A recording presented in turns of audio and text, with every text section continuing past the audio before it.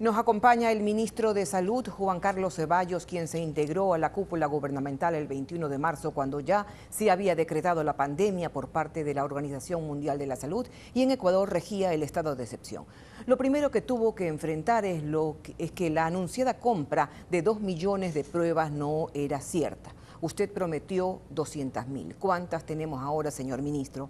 Buenas tardes. Y en esas pruebas, ¿también están consideradas las que se prometieron a los afiliados al seguro?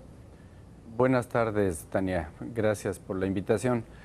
Tenemos suficiente número de pruebas. Hemos recibido la semana pasada 31.000 pruebas PCR y el día de hoy llegaron 100.000 pruebas rápidas y otras 100.000 adicionales de PCR. Esto nos da la suficiente tranquilidad para los próximos días, para las próximas semanas en términos de pruebas. Es decir, tenemos más de 200.000 pruebas y le insisto, ¿allí también están consideradas las que se prometieron para los afiliados al Seguro Social? Debemos considerar que el sistema de salud como único en este momento, y sí, compartimos tanto las compras como las pruebas. Entiendo que el IES, que maneja una cuestión paralela, una gestión paralela a lo del Ministerio de Salud, también ha hecho sus compras de pruebas, pero yo creo que no van a faltar las pruebas de aquí en adelante. Cuando arrancó la pandemia, se anunció un protocolo para el manejo de los cuerpos de las víctimas. Se dijo que debían ser cremados, pero luego, el 30 de marzo, esto cambió. Cambió el protocolo y dice, el nuevo protocolo, que ya no es necesaria la cremación de los cuerpos, que también pueden ser enterrados como tradicionalmente se ha hecho. ¿Por qué se cambió? ¿Y es cierto que la OMS determinó que los cadáveres no contagian? Es verdad que se cambió. Esto es un nuevo virus, un virus del cual estamos aprendiendo día a día. Es decir, lo que ahora se está diciendo con certeza, mañana puede cambiar, pero puede cambiar en función de lo que es mejor para la comunidad. Es verdad que se dijo al principio que se necesitaba no una funda, 2 fundas. Sin embargo, eso ha cambiado. El segundo mensaje es que el cuerpo no representa ninguna contaminación. Se pueden enterrar a los fallecidos de COVID-19 con cuerpo entero. No es necesaria la cremación. Nos queda claro entonces, usted nos está diciendo que el cuerpo no es contagioso y esto tal vez es un mensaje tranquilizador para muchos en las familias que están preocupados por si este cadáver cerca de ellos puede causarles algún problema. Señor ministro, hemos recibido denuncias sobre la venta a sobreprecio de fundas para envolver los cuerpos. ¿Este envoltorio es necesario? La funda es absolutamente necesaria y es recomendable que se lo haga así. Sin embargo, nosotros tenemos suficiente número de fundas. La semana pasada recibimos de la OPS justamente 5.000 fundas y esas 5.000 fundas están obviamente disponibles para todas las personas que desafortunadamente han fallecido. Entonces no hay necesidad de comprar las fundas. Nosotros como gobierno tenemos la obligación de darles esas fundas, de proveerles de esas fundas. Si tenemos suficientes fundas, suficientes pruebas, ¿por qué ha colapsado el sistema de salud en estos momentos cuando se refiere a dar entierro digno a las personas que son víctimas del coronavirus? De nuevo, porque yo creo que en primer lugar es una enfermedad nueva, es un virus extremadamente agresivo, letal, del que sabemos muy poco o nada.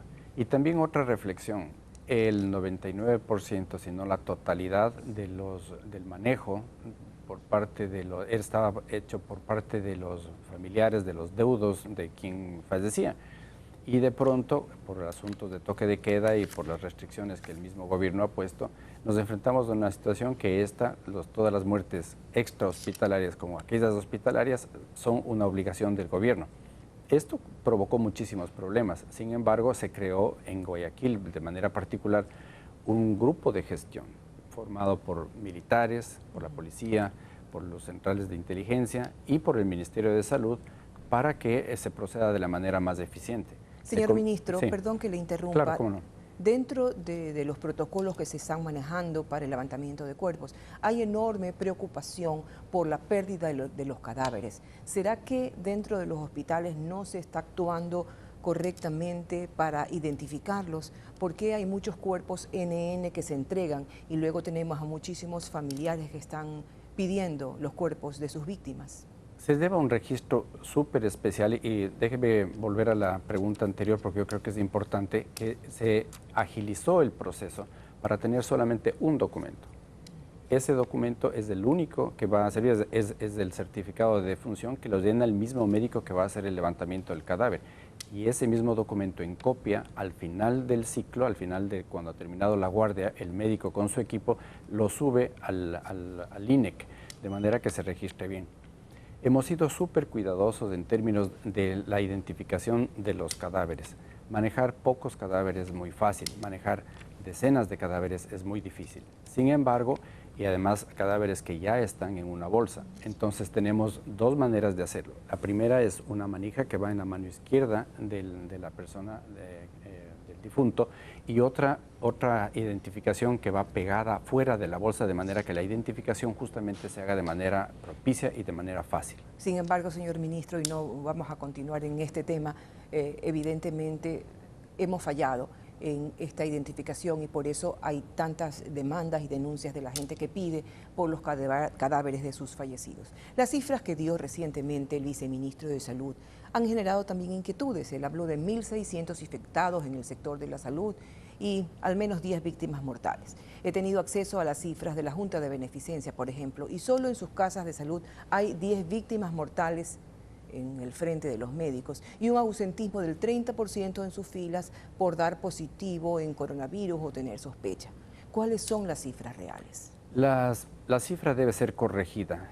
Al día de hoy tenemos 417 profesionales de la salud, incluidos médicos, enfermeras, etcétera, que están y han salido positivas a la prueba, 417.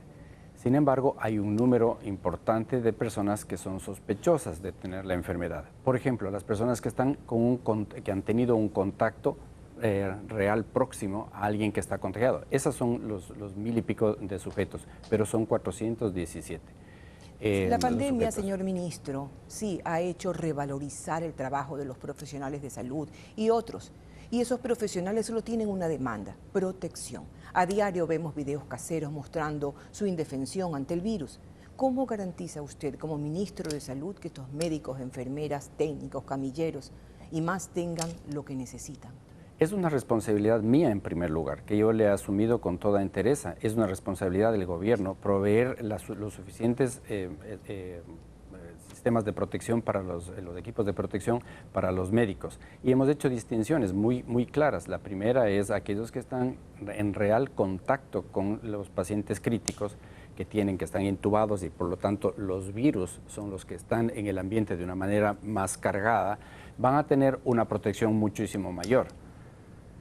Aquellos que no están relacionados directamente con enfermos críticos van a tener una menor. Pero le garantizo al país y a usted, Tania, que nosotros tenemos de este momento suficientes equipos de protección personal para el equipo que está manejando la situación de coronavirus, de la COVID-19 en el país.